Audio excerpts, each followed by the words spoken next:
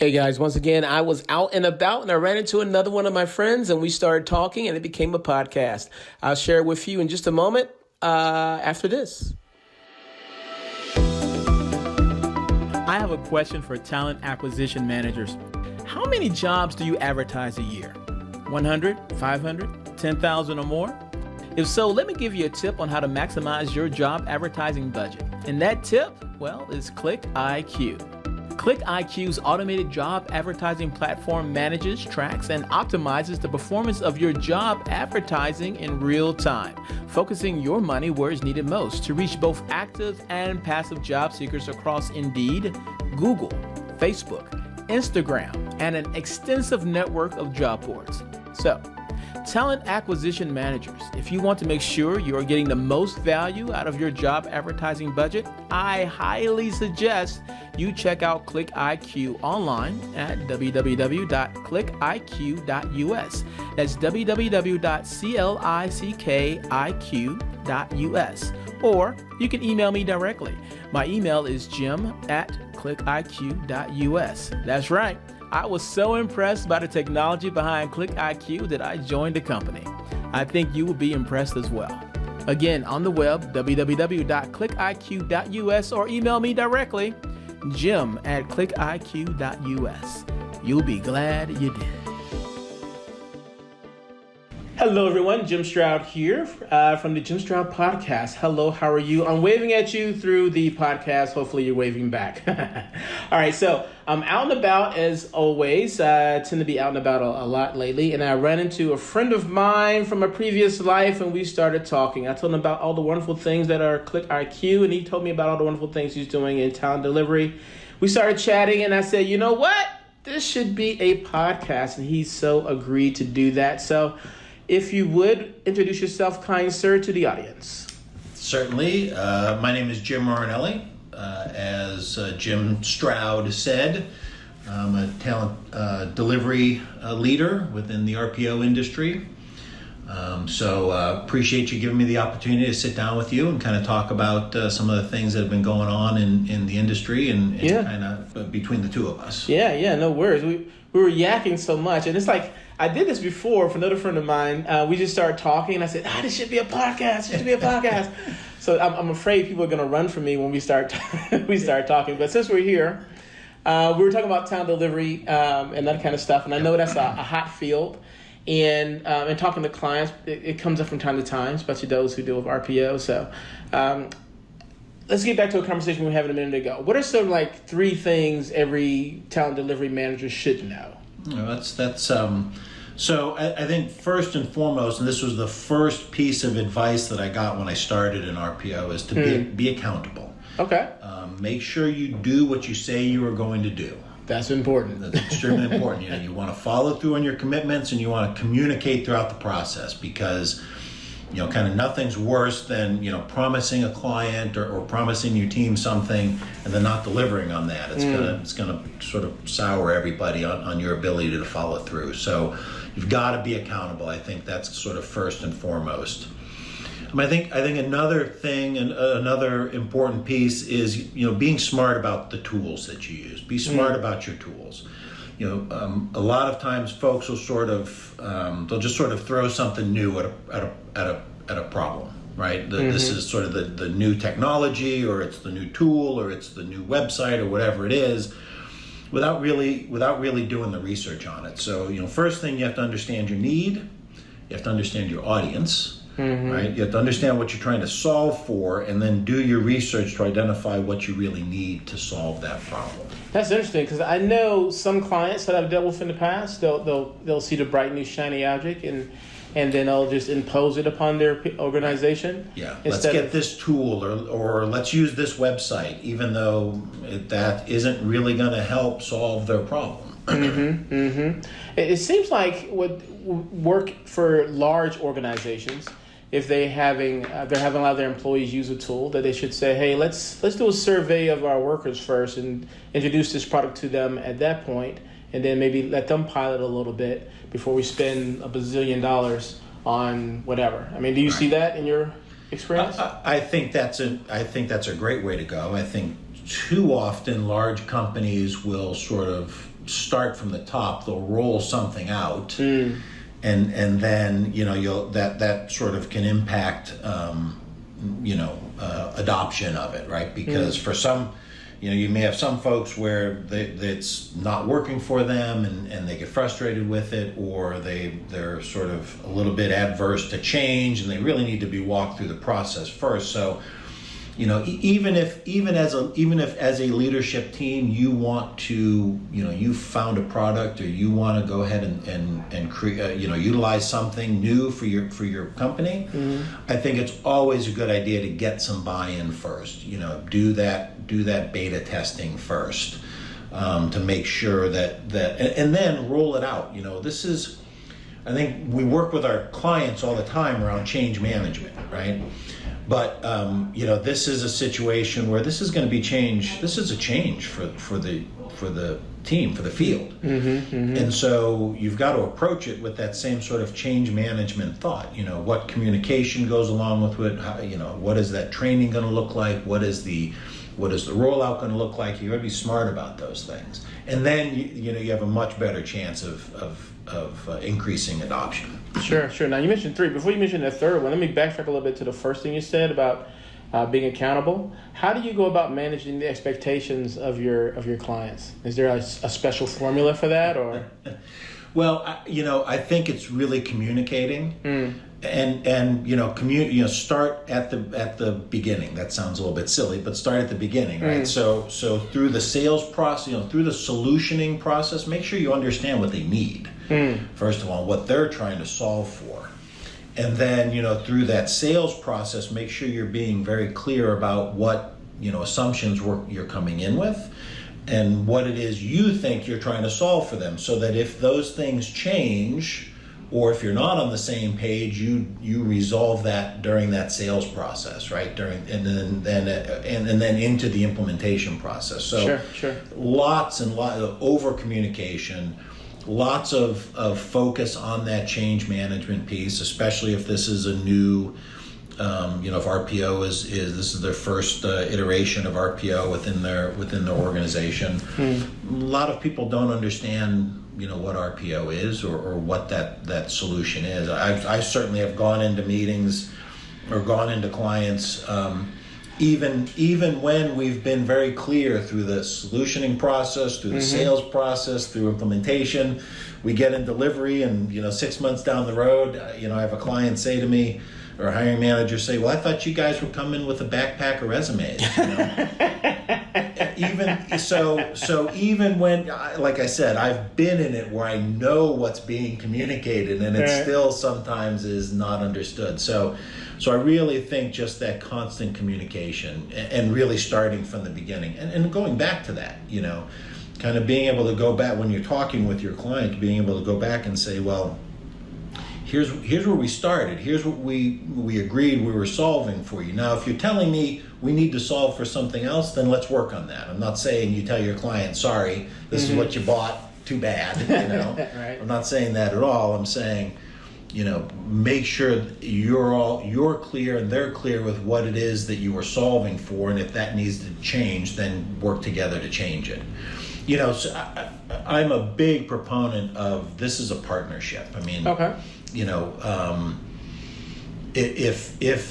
If your client views an RPO solution like just as another vendor, or you're just another agency, you're going to struggle. I mean, it really has to be a partnership, because you are them, right?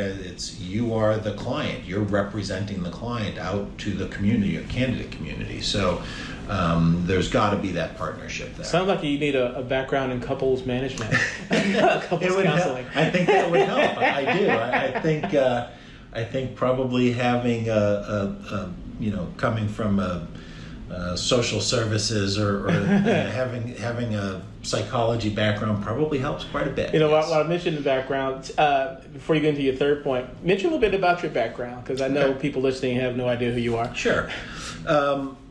So I've been fortunate in my career. I've had a varied career, but I've been fortunate to work in a variety of different industries, and that's given me the opportunity to kind of learn and grow throughout my career. So I feel very fortunate about that. I've led talent acquisition, recruiting, delivery teams for multiple companies across multiple industries. IT.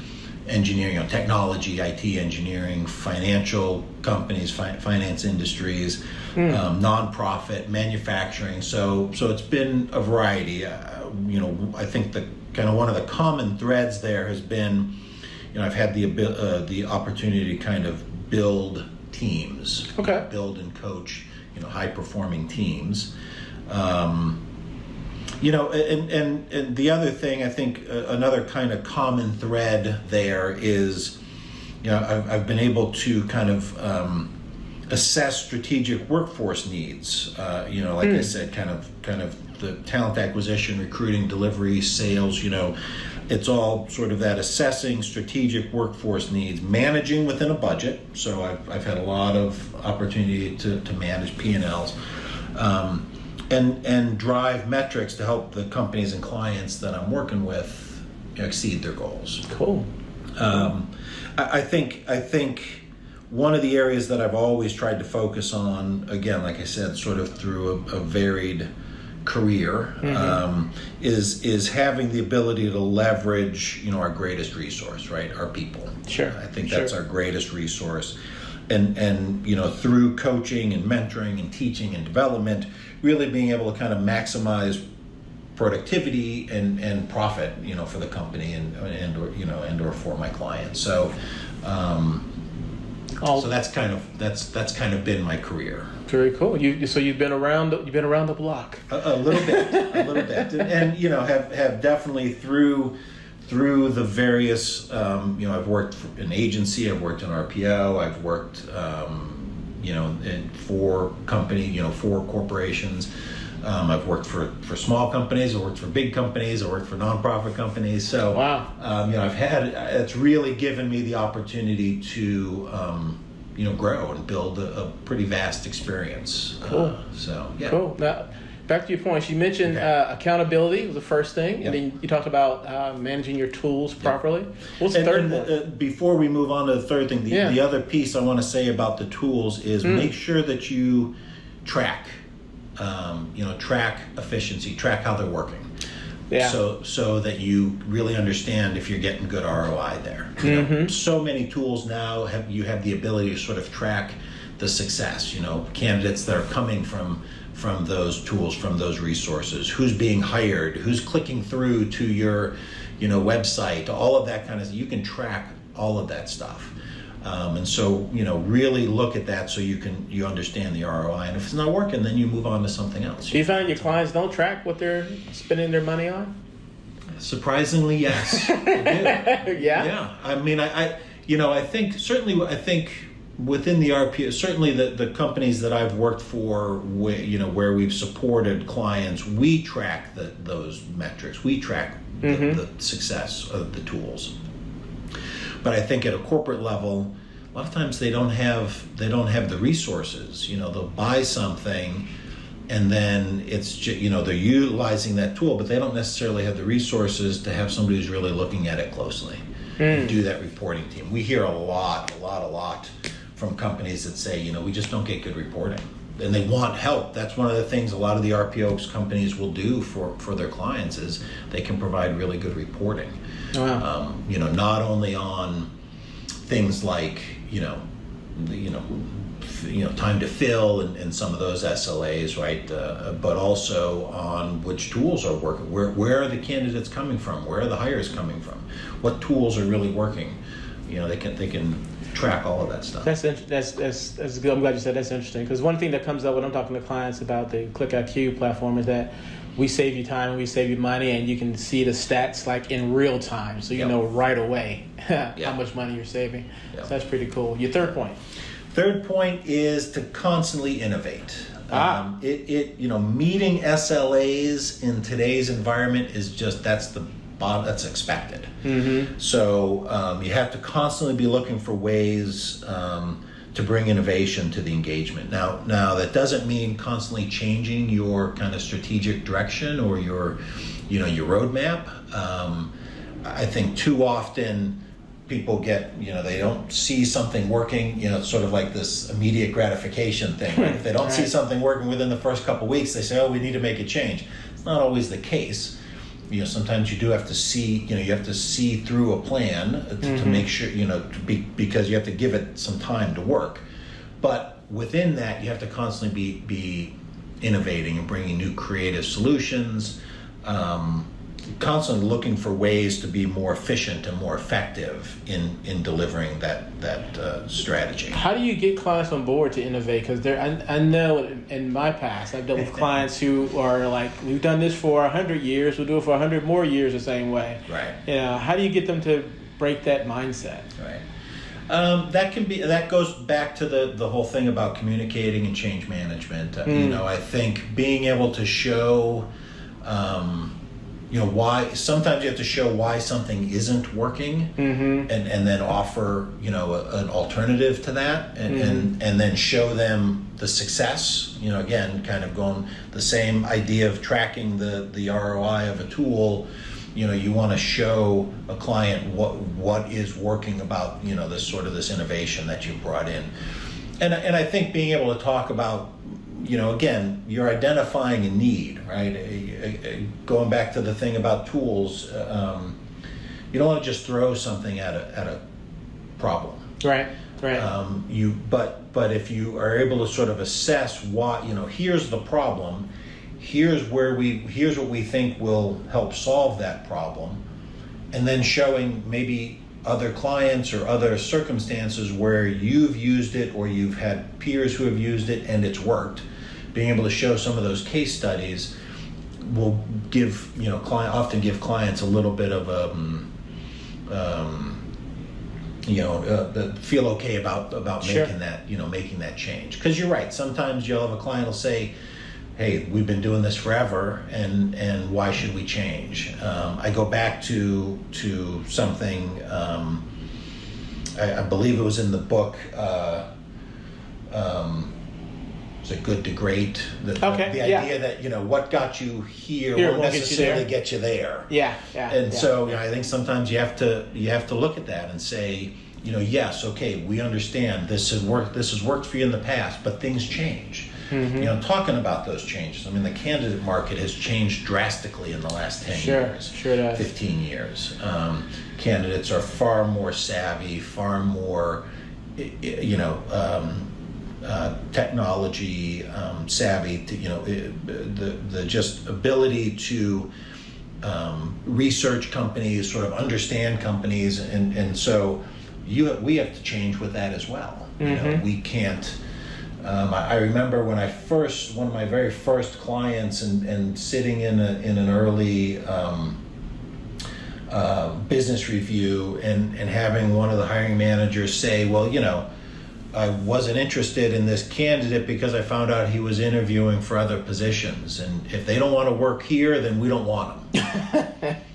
You laugh, but so that has been some of the mentality, and so sort of understanding that it's a two-way street now. We that's not going to necessarily get it done. So anyway, kind of went off on a little bit of a tangent there, but kind of going back to your question, I think a lot of communication, the change management piece, demonstrating or showing some case studies. I think those are all ways to help clients sort of get over that hump. Nice. You have a lot of wisdom, sir. Well, and so kind of a final thought. I was sort of going down this path a little bit. Candidates, the candidate and the client experience, has to be stellar. Yeah. There has to be focus. People have options now, and so it's incumbent on our leadership, the client leadership, company leadership. And then anybody who's touching, that candidate, or in the case of an RPO, anybody who's touching the client, the hiring managers and the hiring leaders, that we create an environment that people are excited about and that they want to be a part of. I think that's just, not only because people have options. You know, we know that there's the war on talent, right? We know that there are fewer and fewer folks who are coming into the workforce, Sure. or into the candidate community. And they want to know that where they're going to work is, you know, that they can be excited about the work, that they can grow, that they can learn. So we have to create an environment that makes them feel that, and makes them feel good about that. That makes a lot of sense. Now, if someone wanted to reach out to you for your sage wisdom, is it okay if I add a link in the description to your LinkedIn profile? Absolutely.